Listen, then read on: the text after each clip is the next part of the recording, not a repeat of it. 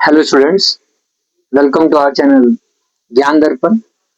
आज हम पढ़ेंगे क्लास 10th के मैथ्स का एक ऐसा चैप्टर जो हमेशा ही आता है क्वेश्चंस उसके। और ये चैप्टर जो है आपके 11th क्लास में भी काम आएगा अगर आप इसे अभी ध्यान से समझ लेते हो। इसका नाम अलग अलग क्लास में अलग अलग रखा गया है। जैसे कि आप देखते हो स्टार्टिंग में 8th क्लास में आपने पढ़ा था तो वहां इसको डाटा हैंडलिंग कहते थे। 9th में आए तो वहां आपको तरीके से इजी तरीके से आपने सॉल्व कर लिया। अब 10th में थोड़ा फॉर्मूला लगाना है। चैप्टर का नाम बता देता हूं पहले, स्टैटिस्टिक्स। हिंदी में इसको सांख्यिकी कहते हैं। इस चैप्टर में आप बेसिकली तीन चीजों को देखोगे। एक है आपका मीन, मीडियन और मोड। तो पहले अपन मीन की बात करेंगे। क्लास 10th का चैप्टर स्टैटिस्टिक्स। मीन कैसे निकालेंगे वो देखते हैं पहले इसमें। तो मीन का निकालने का तरीका है, तीन तरीके हैं इसके। एक है आपका डायरेक्ट मेथड, एक है आपका अज्यूमिंग मेथड और एक है स्टेप डेविएशन। लेकिन इस बार सिलेबस से लास्ट ईयर भी स्टेप डेविएशन जो है उसको हटा दिया गया हो, नहीं है आपके सिलेबस में। तो 10th क्लास में हो तो आपको दो तरीके आने चाहिए। एग्जाम में जाने से पहले आप इनको रिवीजन जरूर करके जाओ। तो पहले आपको सिखाता हूँ डायरेक्ट मेथड, जिसमें आप इजी से निकाल लोगे। रैंडम को डाटा देख लेते हैं। एग्जाम में आपको यही दिया होगा, सी आई क्लास इंटरवल और एक एफ आई यानी कि फ्रीक्वेंसी। 0 से 10 रैंडम डाटा उठा रहे हैं, 10 से 20, 20 से 30, 30 से 40 और 40 से 50।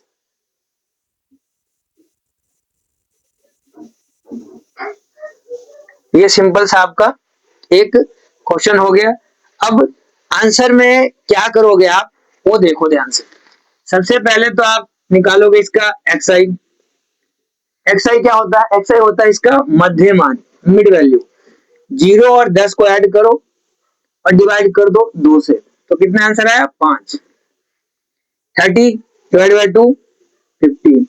हर बार आपको नहीं करना है क्योंकि आपने देखा इनके बीच का 10 का गैप है, तो यहाँ भी आपको 10 का गैप ही देखने को मिलेगा। तो यहाँ कितना हो जाएगा? आप 25, 35 और ये 45।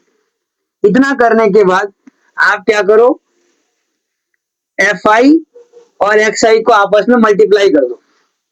सिंपल है, मल्टीप्लाई करो। ये 10 हो गया, 15 8 जा 120, 75,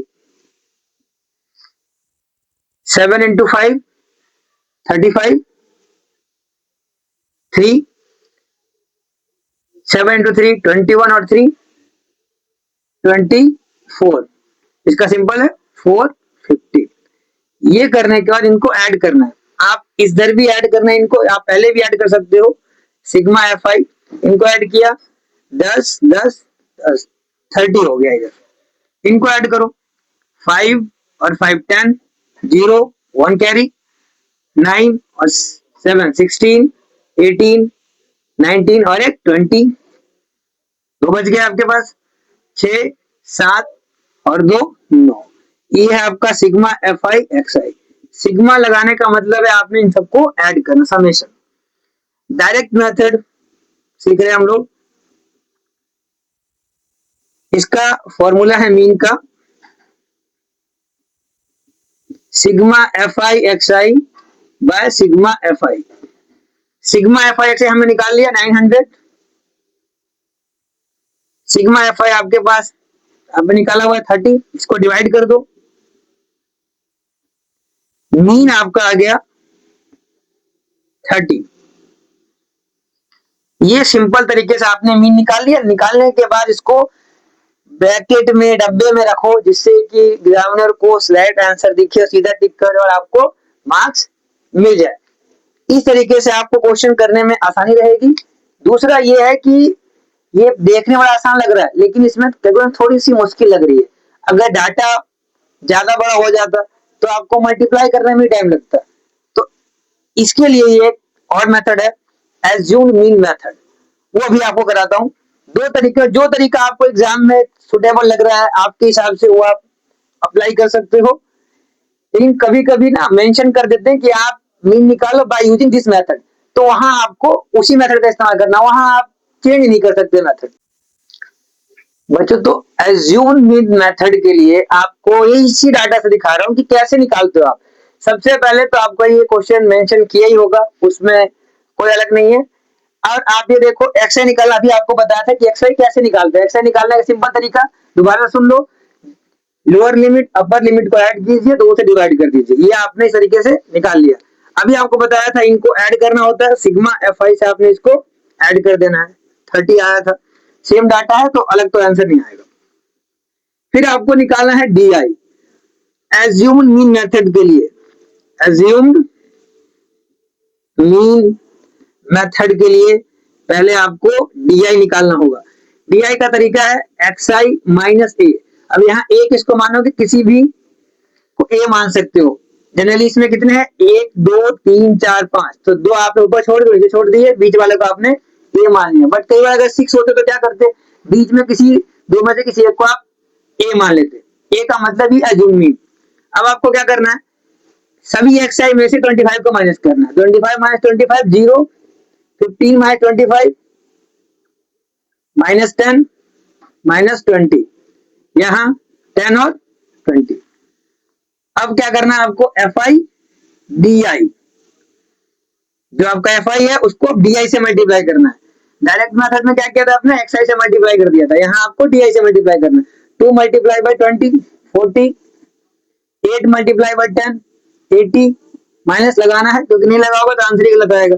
3 इंटू 0, कुछ भी आंसर हो यहाँ पे 0 ही आएगा। 7 इंटू 10 70, 20 इंटू 10 200। अब यहाँ देखो इन दोनों को ऐड करो, साइड में कहीं ऐड कर सकते हो आप। 120 हो गया लेकिन नेगेटिव का है, इनको ऐड किया 270, ये पॉजिटिव का है, करो इनको 0 7 5 बच गया, ये 150 बच गया। ये sigma F I D I है, इनको ऐड करने पर मुझे कितना मिला 150, यहाँ लिख देना। इसका मीन का जो तरीका है वो है ए, हमने यहाँ माइनस किया था, यहाँ ए ऐड कर दोगे।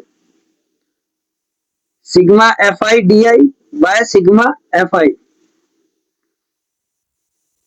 ये हमारा कितना माना था हमने 25, एफ आई डी आई क्या है हमारा 150, एफ आई 30। आप ये देखो 25 प्लस 5 कितना आया 30, मीन कितना निकला 30। आप ये देखो एज्यूमिंग मेथड से भी आपका यही आंसर आया है और डायरेक्ट मेथड से भी आपका यही आंसर आया। आप ये खुद ही देख चुके हो कि मेथड बदलने से आपके आंसर पे फर्क नहीं पड़ता, वो आंसर वही आएगा जो आपको डाटा में तरीके से आपने मेंशन कर रखा है। सही से आप मल्टीप्लाई करोगे, सही से यहाँ माइनस का निशान लगाओगे, सही से आप ऐड करोगे तो आपका आंसर खुद ही देखोगे कि सेम ही आंसर आ रहा है। कभी ऐसा नहीं होगा कि डायरेक्ट मेथड से मेरा 300 आंसर आ रहा है और एज्यूम मीन से 325 आ रहा है, ऐसा नहीं होगा। अगर ऐसा आ रहा है इसका मतलब आपने कहीं प्लस माइनस में गलती किया है, तो ऐसा नहीं हो इसका एक सिंपल तरीका है, इसकी प्रैक्टिस की जितना हो सके उतनी प्रैक्टिस करो। एनसीईआरटी के क्वेश्चन तो इस तरीके से करना है कि सामने क्वेश्चन देखो आपके दिमाग तुरंत आंसर आ जाए कि हाँ ये है, इसका आंसर यही होगा, और जब आप सॉल्व करोगे आप वही आंसर पाओगे। तो ये तभी होगा जब आप बार बार प्रैक्टिस करोगे, अलग अलग क्वेश्चन उसकी प्रैक्टिस करोगे। अब मीन के आपको 2 क्वेश्चन को इसी मेथड से प्रैक्टिस करना है। एक और सिखाऊंगा कि अगर मीन में ये डाटा दिया हुआ, फ्रीक्वेंसी दिया हुआ, कई बार क्या करते हैं फ्रीक्वेंसी गायब कर देते हैं, तो ऐसे मिसिंग फ्रीक्वेंसी के ऊपर क्वेश्चन बताऊंगा जो आपका मीडियन में भी आता है और आपका मीन में आता है।